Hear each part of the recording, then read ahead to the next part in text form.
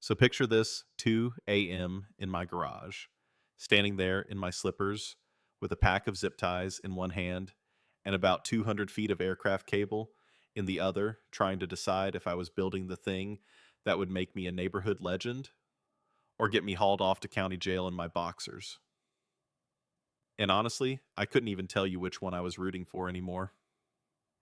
You ever get pushed so far past your breaking point, you start thinking less about consequences and more about creativity? That's where I was. And the woman who drove me there, Karen Westfield, our HOA president, a clipboard and a plastic smile. But underneath, she's the final boss of suburban misery. Here's the thing nobody knew while Karen was out there living her best mall cop fantasy. I was a mechanical engineer, 6 years designing theme park rides. Yeah, the ones that make you question your life choices while you're upside down at 80 miles an hour. If anyone knew how to make something go up, down, or spin in ways that defy physics and common sense, that was me. But look, I'm not here to tell you if what I did was right or wrong. That's on you listening right now. You decide by the end. The only real question is if you knew what Karen did to me. My family, half the people on my street. Would you have done the same? Before we go totally off the rails, do me a favor. Think about your own neighborhood for a second. Got a Karen? Someone with more time than empathy? Or maybe you are the Karen, just saying there's always one. Let's rewind 6 months. Back when I still thought HOA was just a minor annoyance, not a full blown life ruiner. We just moved into Meadowbrook Estates in April. Classic suburbia, cookie cutter houses, pointless little lampposts that barely light the sidewalk. First 2 weeks were a dream. Sarah loved the kitchen. Emma, my daughter, already had 3 new friends, and I wasn't losing years of my life to traffic anymore. Then Karen entered stage left. It's a Saturday morning. I'm out in the driveway washing my truck, minding my own, when a silver Lexus glides up and out. Steps this woman, iPad in hand, looking like she's about to wage war in khakis and a polo shirt with the HOA logo stitched on the chest. Sunglasses that probably cost more than my entire monthly mortgage. "Welcome to the neighborhood," she says. Smile like a dentist right before the drill. "I wanted to personally deliver your welcome packet and go over a few violations I noticed." Violations. I'd been there 2 weeks. I must have looked ridiculous, suds still dripping off my hands as I asked violations. She taps her iPad, all serious. "Your truck's facing the wrong way in your driveway. Section 7.3.2 vehicles must face the garage, not the street. Unsightly. Lowers property values." I look at my truck, look at her, look at my truck again like, is this a prank? "You're joking, right?" Her smile just gets tighter. "I don't joke about property values, Mr. Harrison." And she keeps going, garbage cans visible from the street, hose stored, wrong lawn mowed in the wrong pattern. That's when it hits me. I bought a house with a lawn mowing pattern requirement. Tried to keep it civil. I'm not a fighter. Some of these seem a little much. Maybe we could. She slices the air with her hand, traffic cop style. The rules exist for a reason. Let one violation go, and next thing you know, it's lawn gnomes everywhere. Boats and driveways. You have 72 hours to fix these, or it's $50 a day per violation. And with that, she hands me a welcome packet the size of a small novel and drives off, leaving me there sudsy with a sense of existential dread. Thought that was bad. Oh, it got worse. Next month, Karen's driving by my house 2-3 times a day, looking for violations like a beat cop on a quota. Garden hose left out citation. Emma's pink bike in the driveway. Visual clutter. The wreath Sarah put on the door. Unapproved seasonal decoration. I got fined for washing my car in the driveway because vehicles under maintenance must be in an enclosed garage. Every infraction $50. Tried to bring it up at the HOA meeting. Karen shows up with a full PowerPoint photos from every angle, like I'm on some neighborhood most wanted list. The rest of the board bobbleheads nodding along. Here's what I learned quick: Karen was the HOA. Other board members were either terrified or basically plants. Neighbor Tom warned me right there in his driveway. Dude, just comply. Trust me, I fought her for 6 months. Almost lost my mind in my house. But I'm stubborn. Maybe too stubborn. There's something about injustice that just flips a switch. Started documenting everything. Photos. Emails tracked every time she drove past 14 times in 1 week. Yeah, I counted. Filed a formal complaint for harassment.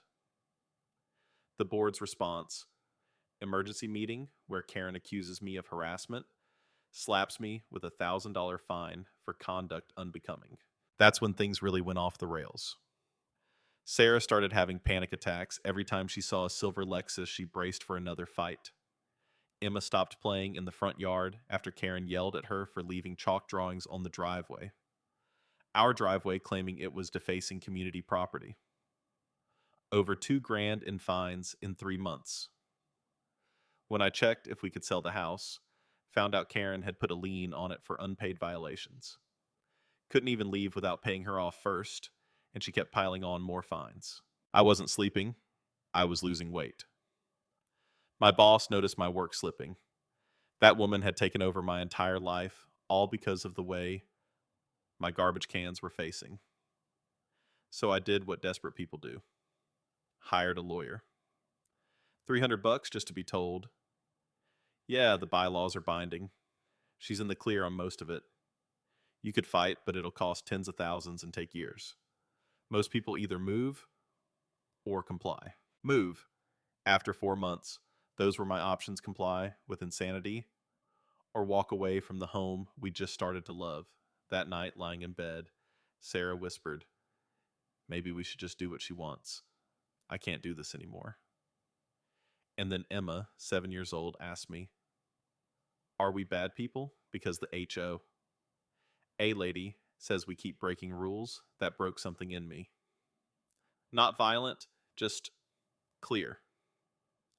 Karen wouldn't stop. People like her don't want compliance. They want control. They want you to submit. So I started planning. Not revenge, not yet. Information. I started reading every word of those bylaws, showed up to every meeting, joined the online forums, talked to neighbors. That's when I found out I wasn't alone. Karen had targeted at least 8 other families. The Johnsons got fined for too many cars at their kid's birthday. The Martinez family, excessive noise because their baby cried.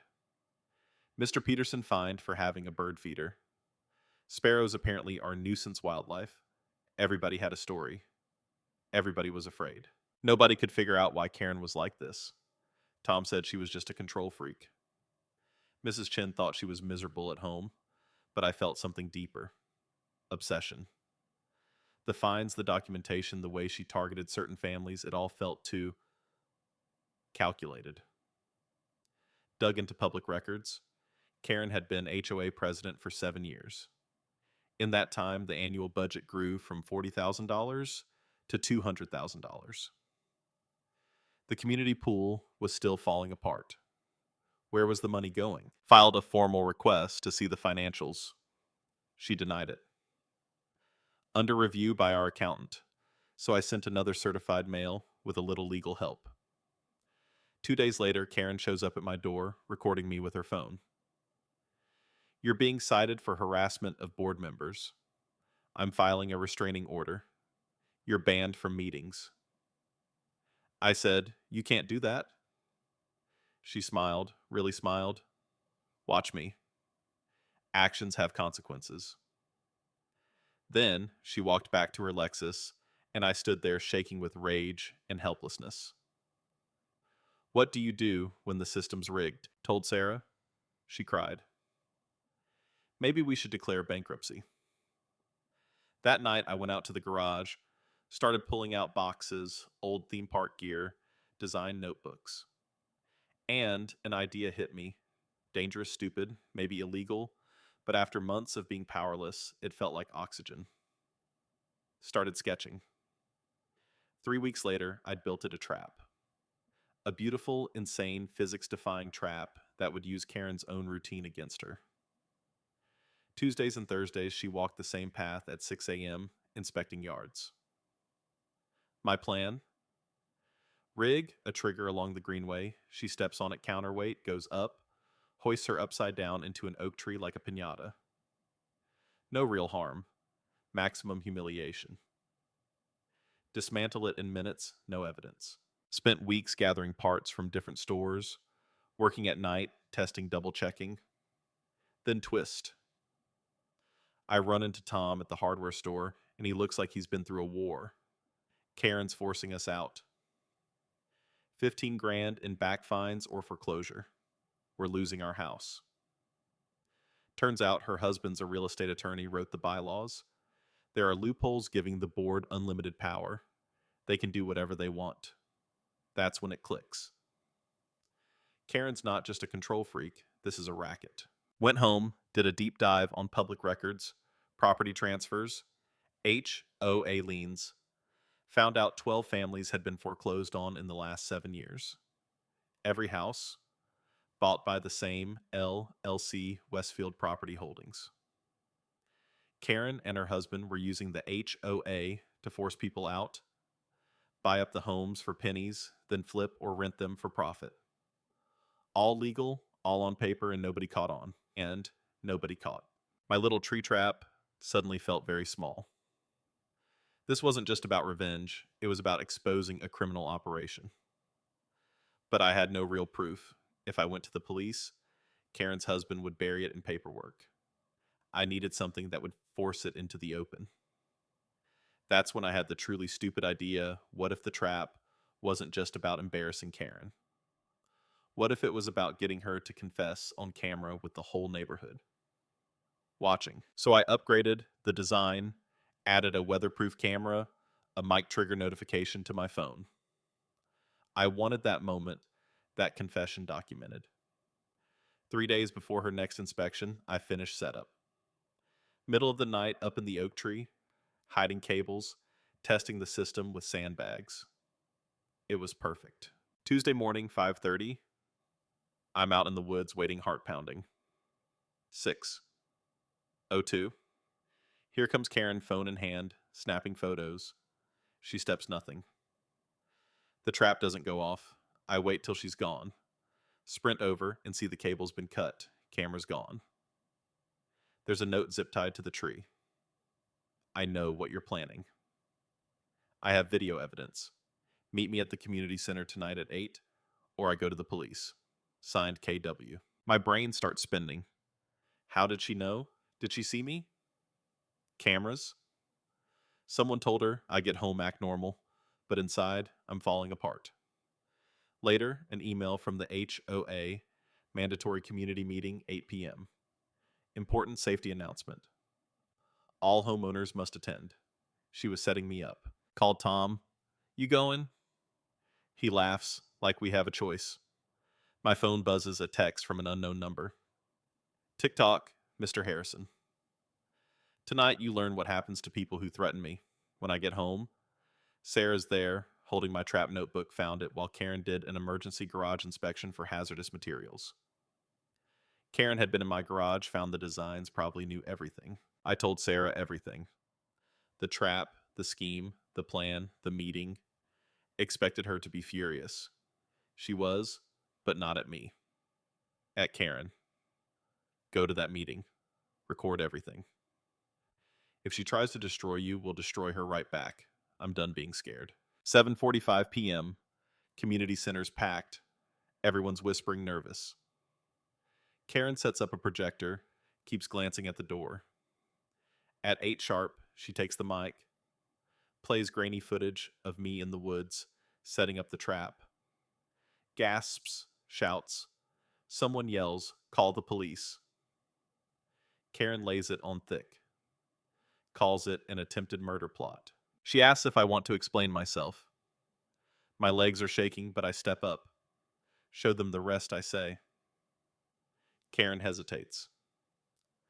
The rest of what I start pulling up public records on my phone, LLC filings, property, transfers all those foreclosures. You've forced out 12 families, bought their homes for pennies. All public record. Tom speaks up. She's doing it to us right now. 15 grand in fines, about to lose our house. Other voices join in, neighbors comparing notes, the story finally coming out. Karen tries to pivot. Even if my business dealings were questionable, that doesn't justify attempted murder. She pulls out her phone to call the police. Congratulations, Mr. Harrison. You're about to lose everything. And that's when the doors burst open, and in walks this guy's suit briefcase. Mrs. Westfield. I'm Special Agent Morrison with the FBI. Put the phone down. Room goes silent. Karen goes white. He tells her they've been investigating a real estate fraud scheme. Anonymous tip, detailed financial records. Agents come in, they take her away. Karen's screaming about wrongful arrest, but nobody's listening. Morrison turns to me. We need to talk. Not under arrest yet.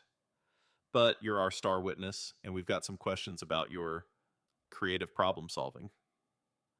Turns out the FBI had installed cameras on the Greenway for their investigation. That's how Karen found my trap, not her own surveillance. Sarah standing in the back, phone out.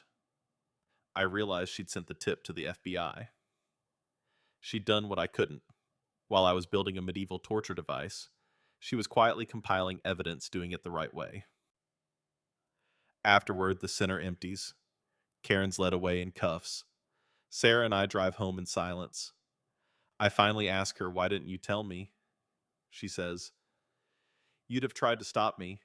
You were desperate building traps. I just let the professionals handle it. She was right. I would have stopped her. I thought I had to fix it myself. A couple days later, I get called into the FBI office. They want my full cooperation testimony, everything. Morrison tells me they arrested Karen's husband, trying to liquidate assets and flee the country. My little stunt at the meeting pushed him to make a move.